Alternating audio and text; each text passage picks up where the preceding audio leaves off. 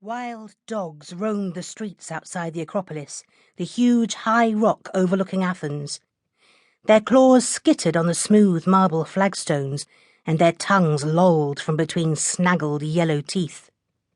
They looked hungry and bedraggled, and they kept most people away from the ancient monument in the hours before it opened. June pretended not to notice the scraggy, smelly things as they trotted back and forth around her.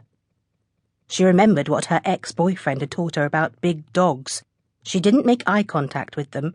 She kept her arms folded, her fingers out of sight, and she kept on walking, despite the weight of her rucksack. It seemed to work. The dogs tagged along expectantly, but didn't try to eat her. The sun sat low in the early morning sky, honey-coloured sunlight burnishing the trees. The air smelt fresh and of pine needles.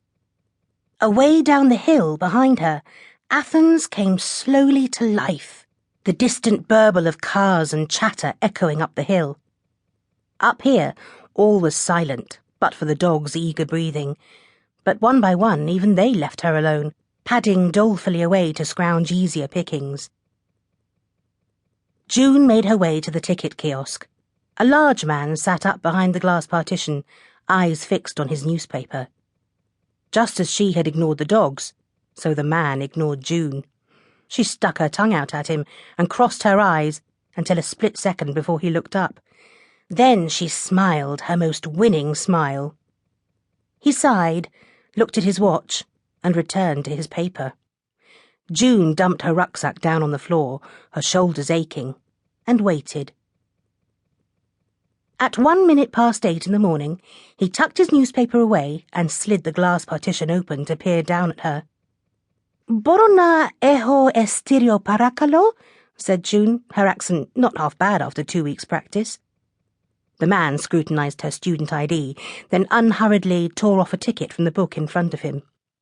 He muttered the price so quietly no sound actually escaped his lips, but June already had the correct change in euros. The man seemed to find this exhausting. "Evharisto," said June sweetly. Heaving her bag back onto her shoulders, she made her way up the pathway behind the kiosk. At the gate, a guard with a twinkle in his eye tore her ticket. He made a joke she didn't quite understand as he handed it back to her. June could ask for food and drink and hotel rooms fluently, but she wasn't up to flirting.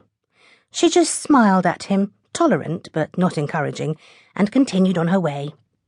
In just over 2 hours, she'd be on a train heading back to St. Pancras. Why did men only ever show an interest when it was too late?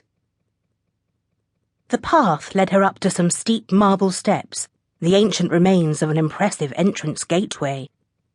June climbed the steps, her heart pounding, not with the effort, but with anticipation. High above her loomed the propylaea. The marble blazed white in the early morning sun.